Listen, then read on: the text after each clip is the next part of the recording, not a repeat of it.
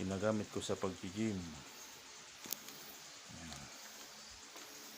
Barbell, pag push up. Ito sa shoulder, bicep, pampalaki ng bicep at tricep. Yan, ginagamit ko po. Yan, pang araw-araw ng pag-gym. Nandito na, hindi na pupunta sa gym, basta alam mo yung procedure, kung ano yung mga gagawin sa back, tricep, bicep, tapos chest, tapos naman sa legs.